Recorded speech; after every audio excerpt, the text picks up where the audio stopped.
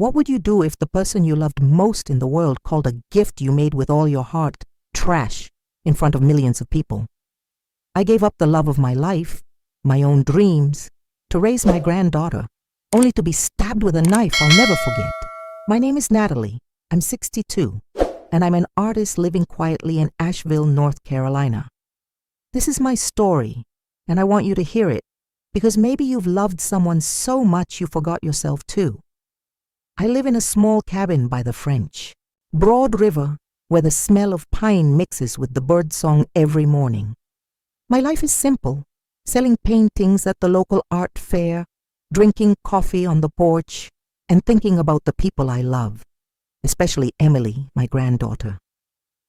Ty. Me, Emily wasn't just a granddaughter, she was my whole world. Emily came to me when my daughter, Sarah, was just 19, a single mom struggling with 2 jobs. Sarah couldn't handle raising a child, so I took Emily in, turning this cabin into her home. I remember Emily at 5, her curly hair a mess, sitting next to me in the kitchen, her hands covered in paint. "Nana, this blue is like the sky, right?" she'd ask, her eyes shining. I taught Emily how to mix colors, told her stories about Van Gogh and Monet, dreaming that one day she'd become an artist. At 10, Emily won a painting scholarship at a local competition, her painting of the French, Broad River wowing the whole town. That's when Emily hugged me, whispering, "You're the best person in the world." Those words were like a pearl. I always kept them deep in my heart. But not everyone believed in Emily's dreams. Sarah, her mother, was always grumpy. "You'll starve to death living off art."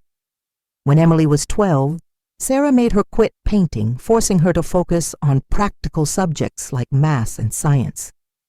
I tried to convince Sarah, but she just snapped, "Don't fill her head with useless stuff." For 12 years, I saved every penny. Every month I put money aside from selling paintings, cutting back on groceries, wearing old clothes, even not using the heater in the winter to save electricity. Once I skipped my arthritis medication because I wanted to save an extra $50. I dreamed of the day Emily would go to Savannah College of Art and Design, the prestigious art school she'd mentioned with sparkling eyes. Every time I opened the bank account, seeing the money grow, I told myself, she's going to need this. But my happiness didn't stop at money. 10 years ago, I gave up something even more precious, the love of my life. Daniel, the owner of an 18th art gallery in Asheville, was the gentlest man I'd ever met. He had a warm smile, his eyes always lighting up when he talked about art. We used to walk by the river, pick wild flowers, dreaming of opening a gallery together one day.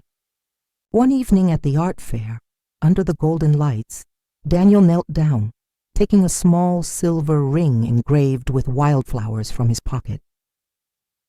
"Natalie," he said, his voice trembling, "let me take care of you. We'll build everything together." My heart pounded like it wanted to explode with happiness. I wanted to say yes 1,000 times to run after that happiness.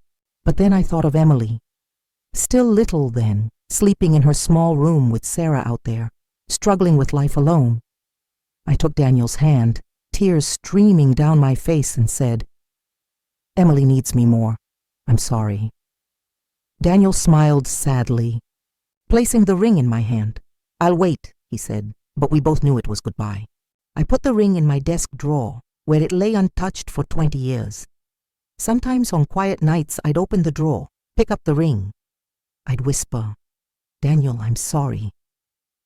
But then I'd look at the photo of Emily on the desk, her with her radiant smile, and the regret would fade. I'd tell myself, Emily is worth more than anything. Every day, I lived for Emily. I baked cookies every afternoon, the smell of flour and sugar spreading through the kitchen. Emily would run in, laughing, telling me about the paintings she'd drawn. We'd pick wildflowers by the river, arranging them in bouquets on the dining table. Once, Emily, at 10 years old, drew a picture of the 2 of us standing by the French Broad River with the scrawled words, "Nana is the best person in the world." I kept that picture in my keepsake box, next to the handwritten letters and Daniel's ring. Every time I opened the box, I felt my heart swell, as if every sacrifice was worth it. But as time passed, Emily grew up and things changed. She no longer sat painting with me. iPads replaced easels, social media replaced colorful afternoons. Emily visited less often, only coming when she needed money or wanted to show off to her friends. I watched from afar, my heart aching but still telling myself, she's just growing up, she still needs me. I continued to save, continued to dream of SCAD, even though Emily never mentioned art anymore. Now, Emily was about to turn 18. I wanted to give her a special gift, not just money but a part of us. I spent weeks painting a picture. The wildflower field by the French Broad River where we used to play. Rusty, the dog who passed away when Emily was 10. And the blue sky where her dreams used to soar. Every brush stroke was a memory. Every color was love. My hands ached from arthritis. My eyes blurred from working late, but I didn't stop. I wrapped the painting in craft paper, tied a white ribbon, and wrote a small card. May your future be as bright as the little girl you used to be. I put the each painting in the car, my heart fluttering, imagining Emily hugging me, maybe crying a little, and remembering that we used to be everything to each other. I was wrong. I imagined her face lighting up when she opened it. I imagined her hugging me, even maybe crying a little. Turns out I was wrong. The party was nothing like the birthdays I used to throw for her, you know? Backyard barbecues, cake, baked from scratch, streamers hung with tape and love. No, this was a glitzy party. Her mom, Sarah, had done it all. A catered buffet, tables covered in white linen, chandeliers sparkling like stars, and EDM music blasting from a DJ. A whole table just for her gifts, stacked high with fancy boxes and designer wrapping paper. The guests, mostly Emily's friends, wore fancy dresses, laughed loudly, phones flashing as they took selfies. I stood in the corner of the room, my old, gray cardigan making me feel like an outcast. In my hands, I held the painting, wrapped in craft paper, tied with a white ribbon, like I was holding a treasure. Every time someone passed by, I clutched the gift tighter, afraid it would be bumped. I didn't belong here, but that was okay. I was here for Emily. Emily appeared in a glittering sequin dress, her hair in a high bun, her high heels making her look like a star. She moved between the tables, laughing loudly, hugging friends, taking pictures constantly. I stood quietly, waiting for an opportunity to give her the gift. Sarah, my daughter, Emily's mother, finally saw me. "Oh, you made it," she said, her voice flat, as if I were a stranger and not the one who had raised Emily for the first few years of her life. I smiled, holding up the painting. "I wanted to give it to Emily myself," I said, my voice gentle but firm. Sarah shrugged, pointing towards the gift table piled high with glittering boxes and shiny paper bags. "Just leave it there," she said, then turned away. But I didn't. I wanted to give it to Emily myself, wanted to see how happy her eyes would be when she opened the gift. When she finally got around to opening the gifts, the crowd gathered, people filming with their phones. She tore through the boxes, designer bags, cash cards, AirPods. Then she touched my gift. I saw her frown. My wrapping wasn't fancy. It was humble, handmade. "Oh, this one's from Nana," she said, forcing a smile. She unwrapped the paper, opened the box, and held up the painting. Silence. Then came the laughter. "Are you serious?" she said, holding it up like it was a joke. "A painting, is that it? Who even gives outdated and cheap gifts like this anymore?" The kids around her snickered. Someone muttered, "Vintage vibes, I guess." Sarah glanced at me quickly, uncomfortably, but said nothing. I stood frozen, my hands hanging useless at my sides. "I guess it's sweet," Emily added with a shrug. propping it against the table leg, a forgotten decoration. Everyone, move on. No one sees my face. That's the thing about being invisible. No one notices when you're in pain. No one said anything. A friend of Emily's raised her phone, took a picture of the painting and laughed loudly. "This has to go on Instagram. Watch what grandma fail." The laughter continued to ring out, but I didn't hear it anymore. My mind went back to those afternoons in the kitchen. I remembered the times she hugged me, whispering about her dream of going to Saskad. This painting was our memory, was the love I had for her, but Emily didn't remember. She called it cheap, denying me. I turned and walked out of the restaurant, leaving the painting behind on the table like an abandoned child. The streets of Asheville were cold, the dim lights shining on my face. I thought about the years of saving for Emily, skipping medication, wearing old clothes, keeping the heat low. I thought about Daniel, about the silver ring I kept in the drawer, about the happiness I refused so Emily could have it all. And now, she stood in the middle of the crowd, laughing as if mocking, ridiculing my cheap gift. A few days later, Mrs. Ruth, my close neighbor, knocked on my door with a worried look on her face. "Natalie," she said, her voice trembling, "I just saw a video of Emily on TikTok. It's going viral." I invited Ruth in, trying to keep my voice calm, made tea for her, but my hands shook as I put the kettle down. Ruth handed me her phone and I pressed play. The video popped up, short but sharp as a knife. It was a scene of Emily at her birthday party, holding up my painting, laughing loudly. "Watercolor? Does my grandma think I live in the last century? So cheap." The friends around her giggled, a voice rang out. "Grandma gifts are so ha ha ha." The caption of the video hit my eyes. POV, when your grandma thinks watercolor is still trendy, cheer cheap gift. I looked down at the corner of the screen. 500,000 views, thousands of likes, and countless comments. I scrolled through, each line like a cut. Does this grandma live in the Stone Age? So cheap, a more malicious comment. She probably thinks she's Picasso from the old days. I turned off the phone, gave it back to Ruth, trying to force a smile. "Thank you for letting me know," I said, my voice hoarse. Ruth hugged me, whispering, "You don't deserve to be treated like this." But I just nodded, not wanting her to see me break down. Ruth left, leaving me with the heavy silence of the house. I sat in the corner of the kitchen, took out my old phone, opened the video again. I rewound it again and again, stopping at the moment Emily held up the painting, her eyes not just mocking but also a little contemptuous, as if I were a stranger. The humiliation didn't stop on the internet. Asheville is a small town where everyone knows each other and news spreads like wildfire. The next day, I went to the market, trying to avoid the eyes of those around me. But I heard whispers behind me. Two neighbor women, Mrs. Linda and Mrs.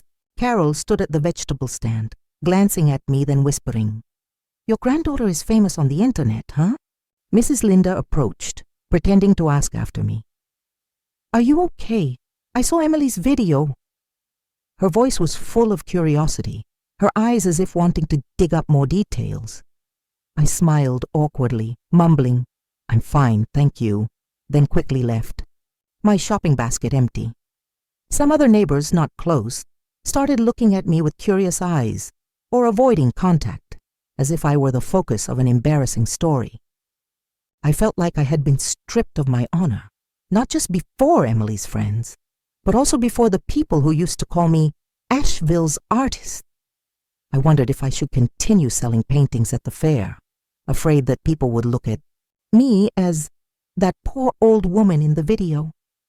Coming home, I stood before the easel, holding my brush, but my hand trembled. I couldn't paint.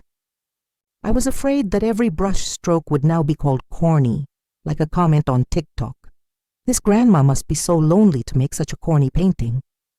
I had taught her memory, and she posted my pain to exchange for likes.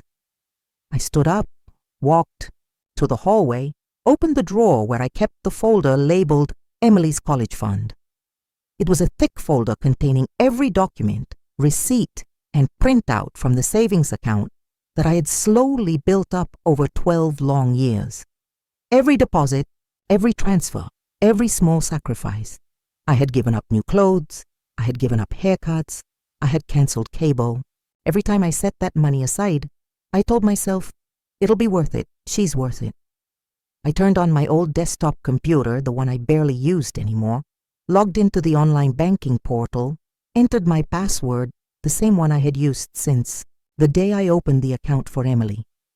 The balance blinked on the screen. I stared at it for a long time. I knew exactly how much every dollar had cost me. Then I clicked transfer, not to Emily, not to the college fund, but to me, to my personal checking account. I watched the progress bar move slowly as if it were waiting for me to change my mind, but I didn't. Not this time. Transfer complete. Balance 0. I closed the folder, closed the drawer, turned off the computer. No one needed to know.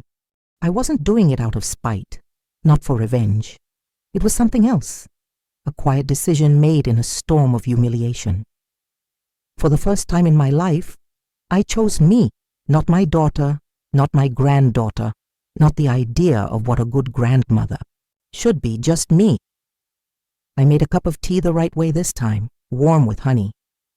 I sat in the quiet, sipping slowly, and let the silence heal a small piece of me. I didn't feel powerful, I didn't feel angry, I just felt done.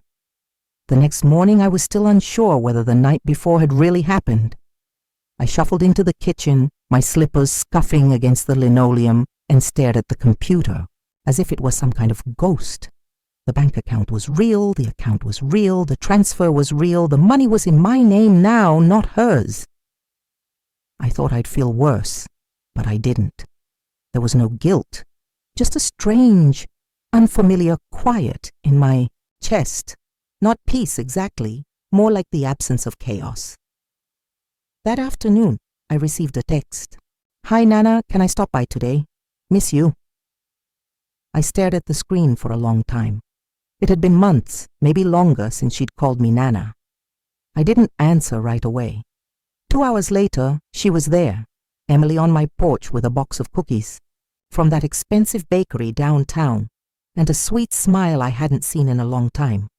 Emily wore a white sweater, her hair pulled back, looking more like the little girl from the old days than the girl in the glittering sequin dress from the birthday party.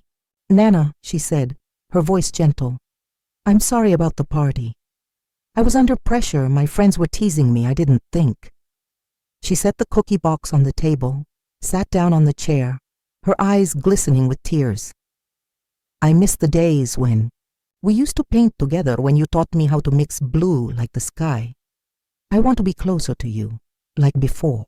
Emily's words were like a warm breeze, blowing through my frozen heart. I looked at her, wanting to believe that the girl who once called me the best person in the world was still there, somewhere. I poured tea, offered her a cookie, and we talked for the first time in months. Emily mentioned Savannah College of Art and Design, the school I used to dream she'd attend. "I know the tuition fund is complicated," she said, her voice getting smaller. "But I don't need the money, Nana. I just want us to be close again." I nodded, my heart softening, something loosening in my chest. Maybe she was growing, maybe the shame at the party had awakened something inside her. Maybe I had been too harsh. After all, she was young, foolish. We've all been there. "I'll think about things," I told her gently. "But I'm glad you're here." She smiled, a big smile, the same smile from when she was 7, and used to draw me pictures of rainbows and write, "I love you, Nana," in shaky crayon. We ate cookies, she stayed for dinner, helped wash the dishes, and asked about my latest painting. She even brought up a few childhood memories, the swing, Max, the daffodils. My heart began to trust again, to soften. That night I opened the college fund folder again. I didn't transfer anything, but I thought about it. I thought about it more than I wanted to admit. Maybe I was wrong. Maybe she'd learned something. Or maybe I just wanted her love so badly I was willing to be wrong. I didn't sleep well. My mind kept replaying her voice. I'm not here for the money, Nana, I swear. And yet, the only thing louder than her words was the echo of that birthday party. That laughter, that cheap shot. But I pushed the doubt down, buried it deep, because sometimes you'd rather believe a lie that feels like love than accept a truth that leaves you alone. But then one moment changed everything. Emily left her laptop on the kitchen table when she went to the bathroom. The screen lit up, a messaging app appeared, and I accidentally saw her name, Emily and Jess. I didn't mean to read it, but my eyes skimmed over the latest message, and my heart stopped. Don't worry, she's falling for it. I've been sweet, cried a bit, told her I missed our bond, classic emotional bait. She always melts with that family crap. I read it again, my hands shaking, each word like a knife. Another message flashed below, fresh and ruthless. Just need a couple more visits. She's already thinking about putting the fun back. I told you she's predictable. I'll be at SCAD in the fall, manifesting it. I stared at those words. They weren't just cruel. They were calculated. This wasn't a mistake. It wasn't a slip of the tongue. It was a plan. Everything, the visits, the hugs, the stories about Max and the daffodils, every tear, every cookie was a script written to manipulate me. I didn't know how long I stood there. Could have been minutes, could have been hours. Finally, my legs gave way, and I sank onto the sofa, the laptop still open on my lap, those words flashing like neon signs. Her voice, her sweetness, every "Nana, I miss you" played in my head like a broken record, and every single one sounded faker now than the last. I felt cold, like someone had turned off the sun. How did I not see it? How did I fall for it again? I looked at her messages, peppered with emojis and exclamation points, like they weren't even written by the girl I raised. She sounded like a stranger, worse, a predator targeting my emotions, manipulating my heart, using love as a weapon. I wanted to scream, but I couldn't make a sound. Instead, I closed the laptop slowly, like shutting a casket. The grief was real, but this time, it wasn't grief for a person I had lost, but for a person who never really existed, the Emily in my head, the sweet, curious child with paint on her cheeks, who once told me I was her best friend. That girl was gone. Maybe she'd been gone for longer than I realized. I sat in silence for the rest of the day, letting it sink in. This wasn't just disappointment, it was betrayal, and it wasn't accidental, it was intentional. I walked to my painting corner later that evening, pulled the cloth off the canvas she had mocked at the party. There it was, our story in brush strokes. The old swing, the dog, the daffodils, and all I could see now was what she had called it, cheap. But for me, it was never about price. It was about memory, about effort, about love. And finally I understood something. She hadn't rejected the painting. She had rejected me. I whispered to the canvas, my voice steady this time. You're not the one who's worthless, and neither am I. That night I didn't sleep. I didn't even try. I just sat in my old rocking chair in the living room, a blanket wrapped around my shoulders. The house dark, except for the faint yellow glow of the porch light leaking through the curtains. It was strange how quiet pain could be. It didn't always scream. Sometimes it just sat beside you, breathing in sync, waiting for you to acknowledge it. I kept hearing her voice in my head over and over. She always melts with that family crap. I thought of all the times I had melted when Lauren slammed doors and called me overbearing. I had let it go when Emily started visiting less. I convinced myself she was just busy. When I was forgotten on holidays, I baked cookies and brought them over anyway. I had melted because love made me soft, because I believed in forgiveness, in loyalty, in second chances. But now I saw it for what it was, survival. I had spent a lifetime sacrificing pieces of myself so no one would leave. I gave until there was nothing left, and then I gave more. And for what? So my granddaughter could laugh behind my back? So I could be manipulated into handing over my life savings like some gullible, lonely old woman? I felt rage that night. Not loud rage, not destructive. It was a quiet, focused kind of rage. The kind that sharpens you, that peels the wool off your eyes and shows you who you've become and who you're done being. I got up, went to the painting it called Cheap Money, and stood in front of it for a long time. The memories on that cloth no longer hurt me. We are no longer bruises. We are proof that I loved, that I chose to give of myself. I opened an online art forum where artists share their paintings and posted the painting Emily had called Cheap. I wrote, "This painting was called Cheap, but it holds my whole heart. Every brushstroke is a memory. Every color is love." I hit post, not expecting much, just wanting to speak my truth. Then I turned off the computer and went to bed, not knowing that the next morning everything would change.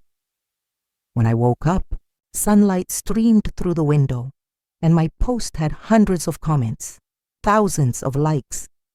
I scrolled through, my heart pounding. "This is quiet strength," one person wrote. "I want to hang this painting in my home," another said. One comment made me stop, tears welling up. "My daughter used to call me a burden, but when I look at your painting, I see myself, a mother who loved too much, gave too much, and was forgotten." I read it again and again, feeling like for the first time someone truly understood me. Strangers from all over were looking at the painting I made for Emily and seeing their own story. I cried, not from pain, but from the feeling of being understood, like a door had just opened in the darkness. Among the comments, a private message popped up. Clara, a curator at an art gallery in Charlotte, wrote, "Your painting has a rare power. I'd like to display it in an upcoming exhibition. What do you think?" I read the message, my hands shaking. An exhibition? Me, Natalie, who only sold paintings at the Asheville Art Fair, who had given up her dreams to raise Emily. I replied, my voice still doubtful in my head. "Yes, I'd be honored. B." Clara called right after, her voice warm, saying she wanted to title the painting The Scorned Canvas. I agreed, feeling like the painting wasn't just a gift for Emily anymore. It was me. It was the years I sacrificed. It was the love I had, poured out even though it had been called cheap. A few weeks later, I stood in the art gallery in Charlotte, a bright space with white walls and soft lighting. The scorned canvas was hung in the center, the wildflower field radiant, rusty as if he were alive again, the blue sky stretching out endlessly. Hundreds of people walked by, stopped, whispered. Some people cried, hugged each other as if the painting touched something deep inside them. I stood in the corner of the room in a new wool dress, a gift I'd given myself from the tuition fund, feeling like for the first time someone truly saw me. A young girl, probably only 16, approached, her eyes shining. "This painting is so beautiful," she said, her voice trembling, "and I wish I could hold a brush and paint something like that too." I smiled, my heart warming, as if I were talking to the Emily of the old days, the little girl who used to dream of painting the whole world. "You can," I said, and for the first time, I believed that my art could inspire. The exhibition didn't. Stop in Charlotte. An art organization in Santa Fe contacted me, inviting me to participate in an international exhibition. They wanted the scorned canvas to be the centerpiece. Before the exhibition took place, a collector offered to buy the painting for $25,000. I was stunned, looking at the amount on the contract, remembering the days I skipped my arthritis medication to save for Emily, the cold winters in the cabin, the times I refused to buy new clothes. I signed the contract not for the money, but because I knew this time I'm going to live for me. That money opened up opportunities I had never dared to dream of. A small studio in Asheville where I could teach painting, and a trip to Santa Fe, where I would see the desert sun for the first time. I returned to Asheville, stepped into the cabin, where the smell of pine and the sound of the French Broad River were still the same. I opened the drawer, looked at the silver ring from Daniel, who had once said, "You're the most amazing artist I know." I didn't wear the ring, but I held it in my hand, smiling. I thought about the 12 years of saving for Emily, about the painting that had been called cheap, about the TikTok video that had the whole town whispering. All that pain, all that betrayal had led me here, a Natalie who was no longer a shadow, but an artist recognized by the world. I put the ring down, opened the keepsake box, looked at the painting Emily had drawn when she was 10. I didn't cry. I just whispered, "Thank you for letting me find myself again." But the story didn't end there. A few days after the exhibition, I heard a knock at the door.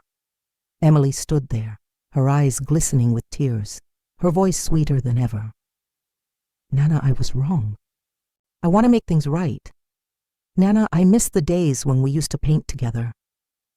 I looked into her eyes and saw a flicker of calculation, a look that wasn't truly remorseful, like the night she held up the painting I made, the wildflower, field, rusty, the blue sky, and laughed. So cheap. I stood up, walked to the easel, turned back to look at Emily.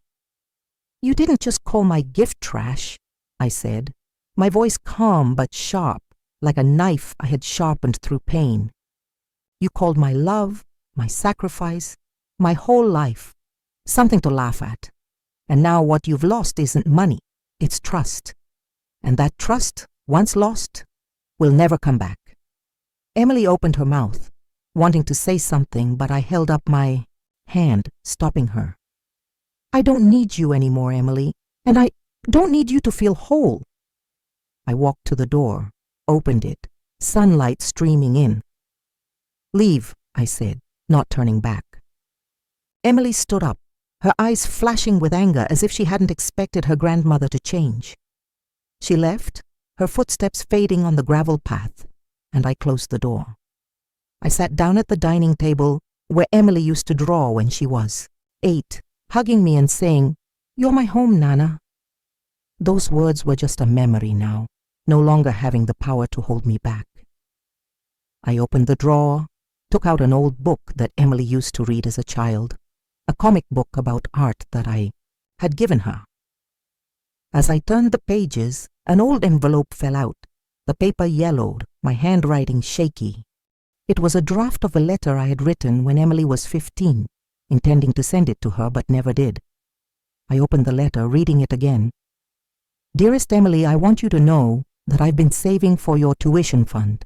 Every dollar is my love.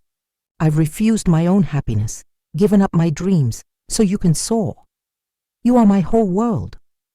My heart constricted. But then I realized the envelope wasn't sealed. The edge of the paper was slightly torn, as if it had been opened and then put back. Emily had read it 3 years ago when she was 15. She had known how much I had sacrificed, known about the tuition fund, known about my love, and still chose to manipulate me, still called the painting cheap, still wrote those cold messages. She's so predictable. That truth was like a final knife, but it didn't hurt me. It made me clearer. My love wasn't lacking.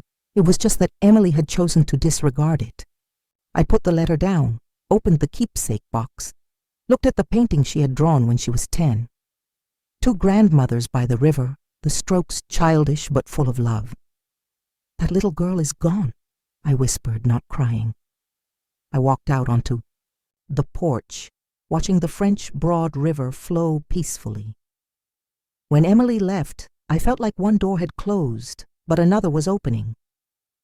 I thought about the art gallery in Charlotte, about the young girl who said, "This painting makes me want to paint again." I thought about the $25,000 from the Scorned canvas, about the studio I would open, about the trip to Santa Fe. I thought about the 12 years of saving for Emily, about the days I skipped medication, wore old clothes, refused Daniel, all that. Pain, all that betrayal had led me here. A Natalie who was no longer a shadow, and then Sarah showed up. She didn't even call, just knocked on the door one afternoon with a tired expression and cold eyes. "You've ruined Emily's future," she yelled, pointing a finger at me. "You took back the tuition fund. The thing you said was for her, all because of a stupid joke. You're selfish, punishing a child for a video. Do you even know how much Emily is hurting?" Sarah's voice was sharp as a knife, but I heard a tremor when she mentioned Emily, as if she knew she was defending something that wasn't true. I stood, silently, looking at her, remembering Sarah at 16, when she ran away from home, and I searched for her all night in the rain, my clothes soaked, my heart pounding with the fear of losing her. But now standing before me was a 37-year-old woman who had never said thank you, never seen what I had sacrificed. I walked to the bookshelf, took out an old folder, the cover worn, where I had recorded every saving for Emily. I put it on the table, opened it, pointed to the handwritten entries. Every dollar from selling paintings, every time I skipped my arthritis medication, every winter I kept the heat low to save electricity. 12 years, I said, my voice calm but firm. Every dollar in here is the time I denied myself. I wore old clothes, gave up my dream of exhibiting, refused Daniel's proposal, the only man who ever wanted to give me a family, to raise Emily, to give you a chance to be a mother. I gave you both my whole life, Sarah. Now I'm taking back a few years for myself. Sarah looked at the folder, her lips pressed into a tight line, but didn't say anything. I took out a new folder, smaller, and placed it next to the old one. "This is the Freedom Fund, Natalie," I said, my voice light but resolute. "Not because I'm angry, because I deserve it." Sarah opened her mouth, wanting to argue, but I held up my hand, stopping her. "Emily didn't just call my painting trash," I continued. "She called my love, the years I lived for her, everything laughable. And you, Sarah, you let it happen. You stood there at her birthday party, watching me be humiliated and didn't say a word. I don't owe you or Emily anything anymore." I looked straight into her eyes, seeing anger mixed with shame, as if she knew the truth but didn't want to admit it. Sarah turned away, walked to the door, not saying anything else. Her footsteps faded on the gravel path, and I closed the door, feeling like a stone had just been lifted from my chest. I was no longer the Natalie who had resigned herself, the one who had refused Daniel's silver ring to raise Emily and Sarah. I was Natalie, the artist, who had learned to protect her own worth. But one afternoon, as I was making coffee, a letter slid through the mail slot, the familiar handwriting of Emily making my heart skip a beat. I picked up the letter, a simple white envelope, no return address, but I knew it was from her. I sat down at the dining table, where Emily used to draw that picture of the two of us by the river, and opened. "Nana," she wrote. "I can't undo the pain I caused you. I'm trying to change, and I just wanted to say I'm sorry. I know you won't believe me, but I need you to know I regret it." Emily's words were soft, like a lullaby, but I didn't feel anger or pain. I just felt empty. I remembered the calculating look in her eyes when she apologized last time, remembered the old letter I found, proving she had known about the tuition fund since she was 15, but still manipulated me. I folded the letter, put it on the table and wondered, was Emily really changing, or was this just a new act? I decided to test her, not for revenge, but to know the truth. I walked to the easel, took out a blank canvas. That night I painted late, my hands aching from arthritis, but each brush stroke was an affirmation of my strength. The painting emerged. A little girl walking across a burning wooden bridge, flames licking around her but not touching her. On the other side of the bridge was a green field shining brightly under the sunlight. The painting carried the message I wanted to send to Emily. Destruction can lead to rebirth, but only when someone truly changes. I didn't write a message, just wrapped the painting in craft paper, sent it to Emily's address, and waited. I didn't expect her to understand, but I needed to know what she would do with this gift. A few days later, I opened Instagram on my old phone, a habit I rarely indulged in. Emily's page appeared and my painting was there, radiant on the screen. Her caption made me freeze. My grandma gave me this masterpiece. Please fund my sked dream. Under the post was a link to a fundraising page where she was asking people to donate to her tuition. I scrolled through the comments, one line hitting me like a slap. This girl doesn't know how lucky she is to have a grandma like that. I smiled, not bitterly, not painfully. No, I thought. I'm the lucky one, for letting go. Emily hadn't changed. She was still the girl who had turned my love into a tool, from the cheap painting at the birthday party to the TikTok video, from the manipulative messages to the fake letter. But this time, I didn't feel betrayed. I just saw clearly. I wasn't heartless. I was just refusing someone who wasn't worthy.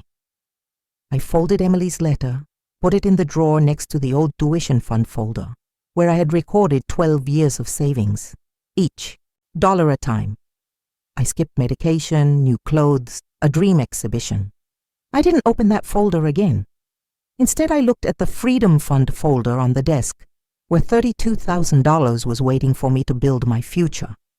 A small studio to teach painting, a trip to Santa Fe to see the desert sun. I thought about the young girl in Charlotte who said, "This painting makes me want to paint again." I thought about the strangers who had cried before the scorned canvas, about the comment on the forum, "You're a mother who loved too much," and was forgotten. They had seen me, and that was enough. One morning, as I was packing for the exhibition in Santa Fe, I looked out at the French Broad River and knew that my new journey had begun.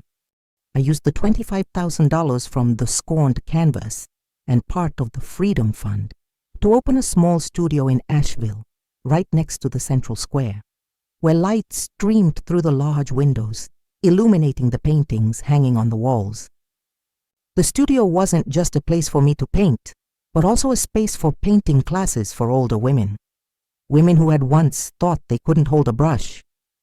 I stood before them, sharing how to mix colors, how to let brush strokes tell a story.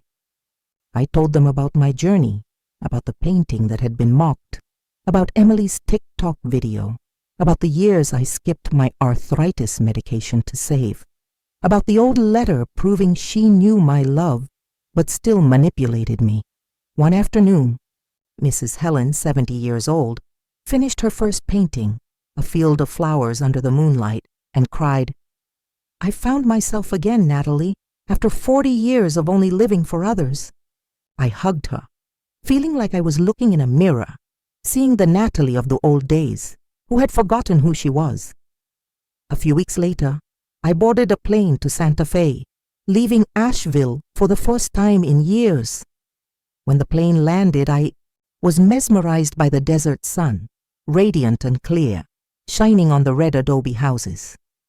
The exhibition took place in an airy gallery with paintings and pottery pieces arranged alternately. I hung a new painting, a woman standing on a hill, her hair blowing in the wind, a fiery sunset behind her. Crowds passed by, whispering, some stopping to ask about my story. In the corner of the room, I met Henry, a 65-year-old ceramic artist with gray hair and a warm smile like the Santa Fe sun. He pointed to a ceramic vase, saying, "I made it after losing my wife, to hold on to something of her." I smiled, telling him about the scorned canvas, about the pain that had turned into light. We talked until the gallery closed, about art, loss, and the small things in life, the smell of earth after rain, or the sound of birds in the early morning. Henry and I met again a few times after the exhibition, not rushing, just sitting over coffee, sharing stories. He told me about his wife who had died from illness, about the days he thought he couldn't do pottery anymore. I told him about Emily, about how she had turned my love into a joke, and about Sarah, who had called me selfish when I took back the tuition fund. We laughed when we realized we both loved the simple things. Henry liked the sound of wind through the pine trees, and I loved the way sunlight danced on the French Broad River. With Henry, I didn't feel the need to prove myself. I didn't need him to complete me. I was already full, with my studio, with my brush strokes, with myself. But his sincerity, the way he listened, made me think that maybe, after all, I could still open my heart. One evening in Santa Fe, I climbed a hill near the gallery, standing and watching the fiery sunset stretch across the desert. The wind blew, carrying the smell of dry earth, and I felt like my heart was finally free. I thought about the years I had lived for Emily and Sarah, about the old letter in the book, about Sarah's angry eyes when I declared the Freedom Fund. I thought about the young girl in Charlotte, about Mrs. Helen in the studio, about the strangers who had written letters after the post on the forum. You made me dare to pick up a brush again. I didn't need Emily or Sarah's love anymore. I had found it in the paintings, in the eyes of my students, in the desert sun. I returned to Asheville, opened the door to my studio, saw the new paintings by my students hanging on the walls, each one a story, a wound that had healed. As moonlight painted the French Broad River silver, I sat before my easel and began painting the final piece of this journey, freedom. I worked for hours, my hands aching from arthritis, but each brush stroke was a declaration. The painting emerged, a woman standing at the edge of a cliff, her eyes blazing like a fire, her arms outstretched to embrace the wind. Around her were shattered fragments, broken memories, but behind her was an endless sky, glittering with stars. I named it Freedom, not just because of the image of the woman, but because it was me, the one who had walked through loss on her own 2 feet. When the painting was finished, I hung it in the center of the studio, replacing the old tuition fund folder where I had recorded 12 years of sacrifice. Each dollar a time I skipped medication, new clothes, a dream. I caressed the frame, feeling like I was touching my own soul, and smiled. This wasn't just a painting, it was an affirmation. I am enough. I stepped out onto the porch, watching the French Broad River sparkle under the moonlight. I thought about Emily, about the letters she wrote, about the painting of the little girl on the burning bridge that she turned into a fundraising tool on Instagram. I thought about Sarah, who had called me selfish when I took back the tuition fund, and the ashamed look in her eyes as she left. I used to wait for forgiveness from them, used to think my love wasn't enough to keep them. But now, standing here, I realized I didn't need their forgiveness. I had forgiven myself for the years I thought I wasn't enough, the days I lived in the shadows so they could have the light. I had found peace, not in their apologies, but in the brush strokes, in the eyes of my students, in the desert sun of Santa Fe. I opened my computer, went to the art forum where I had posted the scorned canvas. I wrote a new post, my fingers dancing on the keyboard, my heart light. I used to think my love was cheap, like the painting my granddaughter mocked before the whole world. I used to think I wasn't worthy because I had sacrificed my whole life without being seen. But now I know my love is priceless, and so am I. The painting Freedom is a reminder. You don't need anyone to define your worth. Pick up your brush, maybe it's a dream, a decision, or a small step, and begin. You deserve to live for yourself. Share your story, however small, because it might light up another heart. I hit post, not expecting anything, just wanting to share the fire I had found. The next morning, the post had thousands of comments from all over the world. A woman in France wrote, "You made me dare to leave the husband who belittled me." A young girl in Japan emailed, "I'm painting again because of you."